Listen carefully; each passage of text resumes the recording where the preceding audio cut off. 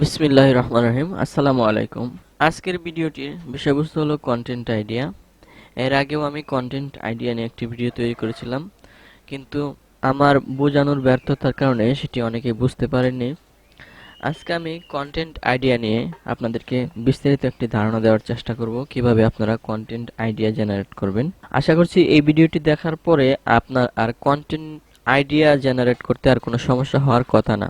তো content idea একজন blogger বা ইউটিউবার হিসাবে সবচেয়ে মাথা ঘামাতে হয় এই বিষয়টা নিয়ে। নতুন নতুন কন্টেন্ট আইডিয়া খুঁজে বাইর করা অনেক কষ্ট বিষয়। কিছু টুলস ব্যবহার করলে এবং কিছু টেকনিক ব্যবহার করলে আপনি এই কাজটা আরো সহজ করতে পারবেন। আমি কথাগুলা আমার নিজের মতো করে বলতেছি। কন্টেন্ট আইডিয়া জেনারেট করার আগে আমাদের ভাবতে হবে যে আমরা কন্টেন্টগুলা কার লাগে তৈরি করতেছি, মানে এই কন্টেন্টগুলা দিয়ে মানুষের কি উপকারে আসবে। মানুষ যখন কোনো কিছু জানতে চায় বা কোনো কিছু শিখতে চায় বা বিপদে পড়ে কিন্তু ইন্টারনেটে সার্চ করে যে কোনো কিছু জানার জন্য, অথবা যদি কেউ নতুন কিছু কিনতে চায়, যেভাবেই হোক বিনোদন ছাড়া অনেকে বিনোদনের জন্য ইন্টারনেট ব্যবহার করে। অন্যান্য কাজে যখন ইন্টারনেট ব্যবহার করে তখন মানুষ কোনো কিছু জানতে চায়। এক কথায় বলতে গেলে মানুষের সমস্যা সমাধানের জন্য ইন্টারনেট গুলা ব্যবহার করে থাকে।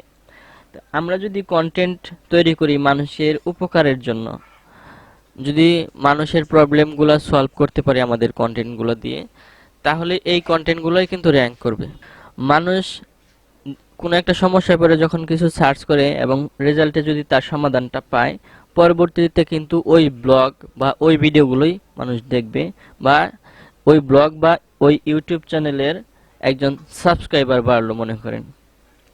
তো আমাদের এরকম মানসিকতা নিয়ে কাজ করতে হবে যেন মানুষের উপকার হয় আমাদের কন্টেন্টগুলো দ্বারা।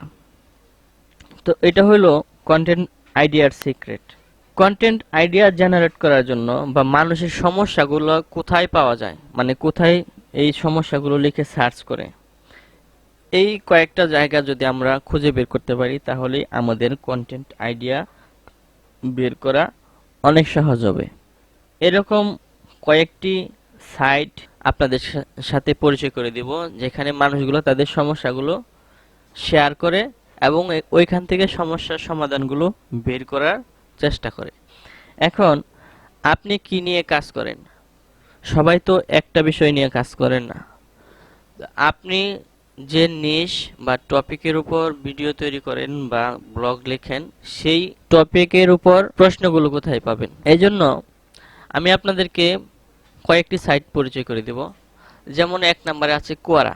এটা খুবই সুন্দর একটা সাইট। এই কোয়ারাতে আপনি অ্যাকাউন্ট করবেন। অ্যাকাউন্ট করার পর এখানে দেখতে পাচ্ছেন যে এখানে শুধুমাত্র মানুষের প্রবলেমগুলোই শেয়ার করে।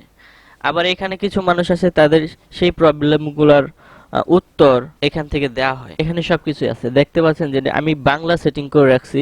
এখানে সবাই প্রশ্ন যোগ করার সিস্টেম আছে।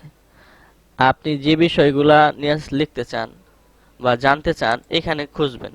কন্টেন্ট আইডিয়া রিলেটেড অনেক প্রশ্ন উত্তর আমরা পাবো। এখন অনেকেই প্রশ্ন করে রাখছে, অনেকদিন হয়ে গেছে, কেউ উত্তর দিতেছে না। যেমন এই যে একজন কমেন্ট করছে, প্রশ্ন লিখছে যে আমার ওয়েবসাইটের জন্য কোথা থেকে ভালো বিষয়বস্তু পাবো। অনেকে উত্তর দিছেন বাংলাদেশ থেকে কিভাবে কোনো সমস্যা ছাড়াই ইন্টারনেট কিংবা অনলাইন থেকে আয় করা যায়।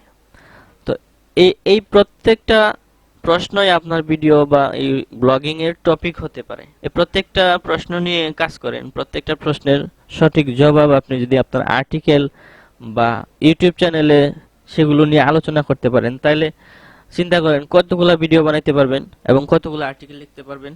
এবং আর্টিকেল লেখার জন্য আপনাকে বেশি কষ্টও করা লাগবে না, কারণ এখানে অনেক উত্তর পাবেন। আপনিও শিখতে পারছেন, মানুষকেও শেখাতে পারছেন। দ্বিতীয় নম্বরে যেটা আছে ইন্ডাস্ট্রি স্পেসিফিক ফোরাম। এর মানে হলো আপনি যদি ইউটিউবিং করেন বা আপনি যদি ব্লগিং করেন, ব্লগিং এর নির্দিষ্ট একটা টপিক নিয়ে নিশ্চয়ই কাজ করেন, বা ইউটিউবিং করেন আপনার নির্দিষ্ট একটি টপিক আছে, সেই টপিক স্পেসিফিক ফোরাম ওইখানে যাবেন এবং দেখবেন যে এই ফোরামে কি নিয়ে লেখালেখি করছে সবাই। ফোরাম হলো আপনার পুরনো স্কুলের মতো, কিন্তু এটা এখনো জনপ্রিয়। এখানে এই বিষয়গুলো জ্ঞান চর্চা করা হয়, মানুষের বিভিন্ন সমস্যা সেখানে উপস্থাপন করে এবং সেটি সমাধান করে। প্রত্যেকটি বড় বড় ওয়েবসাইটেরই আপনার ফোরাম আছে, যেমন freelancer.com এর ফোরাম আছে, ফাইবারের আছে, ইউটিউবেরই ফোরাম আছে। সেই ফোরামগুলোতে যাবেন। যেমন ইউটিউবের হতে পারে মনিটাইজেশন রিলেটেড সমস্যা, তারপরে কপিরাইট রিলেটেড সমস্যা, এমনি ছোটখাটো ইউটিউবের নানান যাবতীয় সমস্যা, থাম্বনেল, টাইটেল, ট্যাগ, র্যাঙ্কিং, এসব বিষয় নিয়ে ভিডিও তৈরি করতে পারেন। তাই সবসময় ফোরামগুলোতে অ্যাক্টিভ থাকেন। ফোরামগুলোতে দিনে 2-1 বার হলেও যাবেন, গিয়ে আপনার মনে প্রশ্ন থাকলে সেগুলো পোস্ট করবেন, বা অন্য প্রশ্নগুলো যদি আপনি সম্ভব হয়, আপনি যদি সেই প্রশ্নের উত্তরগুলো জানেন সেগুলো উত্তর দিবেন।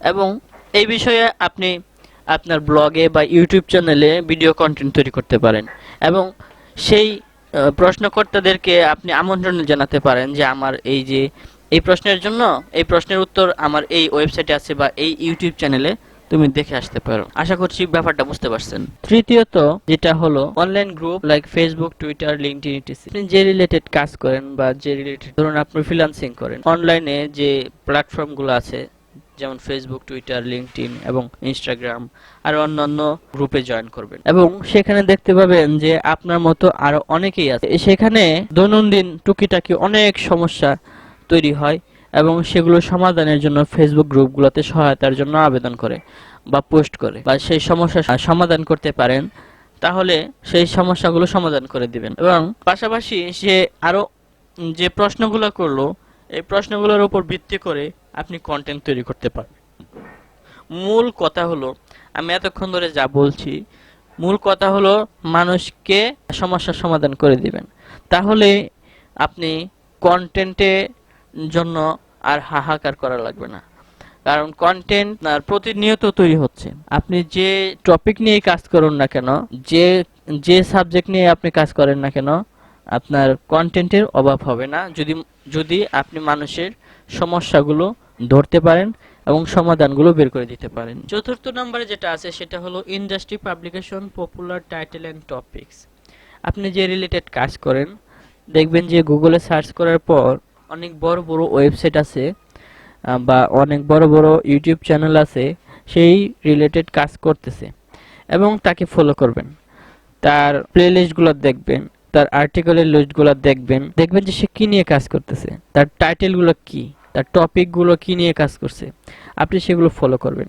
এবং কোনো একটা আর্টিকেল ওপেন করবেন, ওপেন করার পর সেখানে নিচে দেখবেন যে দর্শক সেই আর্টিকেলের উপর কমেন্ট করছে, এবং সেই কমেন্টগুলো তার অনেক সময় এই আর্টিকেল রাইটার বা ওই ইউটিউব চ্যানেলের মালিক সেই কমেন্টগুলো উত্তর দিতে পারতেছে না ব্যস্ততার কারণে। আপনি কন্টেন্ট আইডিয়া পেয়ে যাবেন। 5 নম্বরে আছে ইন্ডাস্ট্রি পাবলিকেশন কমেন্ট সেকশন। এর মানে হলো আমরা ইউটিউব ব্যবহার করি, ইনস্টাগ্রাম, ফেসবুক, তারপর লিঙ্কডইন, এছাড়াও আপনার ভিডিওতে, আপনার কন্টেন্টে যে মানুষ কমেন্ট করে তারা কি জানতে চায়, তারা পরবর্তী ভিডিওতে বা পরবর্তী আর্টিকেলে কি সম্বন্ধে জানতে চায়, সেই টপিক রূপে ভিডিও করতে পারেন বা আর্টিকেল লিখতে পারেন। তারপরে সোশ্যাল মিডিয়া হ্যাশট্যাগ গুলো ব্যবহার করতে পারেন। গুগল যখন আমরা সার্চ করি, সার্চ করার পরে দেখবেন যে পিপল অলসো আস্ক, সেই কিওয়ার্ড গুলো নিয়ে কাজ করবেন। রিলেটেড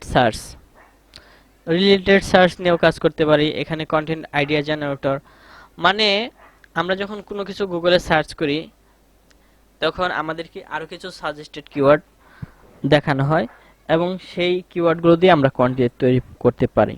ধরুন আমাকে 100 জন মানুষ ফলো করে, আমার ইউটিউব চ্যানেলে ধরুন 100 সাবস্ক্রাইবার আছে, আমি 100 সাবস্ক্রাইবারকে জিজ্ঞেস করতে পারি একটি কন্টেন্ট তৈরি করে যে আপনারা কি জানতে চান, আমি কি নিয়ে ভিডিও তৈরি করতে পারি। দেখবেন যে অনেকেই ভালো ভালো পরামর্শ দিছে কমেন্ট সেকশনে। কমেন্টগুলো থেকেও আপনি ভালো পরিমাণে কন্টেন্ট আইডিয়া জেনারেট করতে পারবেন। এছাড়াও আমি আমার ডেসক্রিপশনে মানে কন্টেন্ট আইডিয়া জেনারেট করার জন্য আরো কতগুলো পদ্ধতি আছে সেগুলো আমি উল্লেখ করে দিব।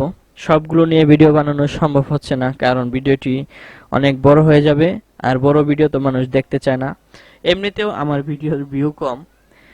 যাই হোক, আমি আপনাদের কাছে একটা জিনিস চাই, সেটি হলো এই ভিডিওতে যদি আমার কোনো ভুল থেকে থাকে সেটি উল্লেখ করবেন কমেন্ট সেকশনে, এবং আপনি যদি মানে পরবর্তীতে আর কি কি বিষয় নিয়ে আপনি জানতে চান অনুগ্রহ করে কমেন্ট সেকশনে সেটি লিখবেন। এটাই আপনাদের কাছে আমার চাওয়া, কারণ কমেন্ট সেকশনে যদি কমেন্ট থাকে তাহলে আমার ভালো লাগে কমেন্ট পড়তে, কারণ মানুষ ভুলের ঊর্ধ্বে না, আমার ভুল হতে পারে।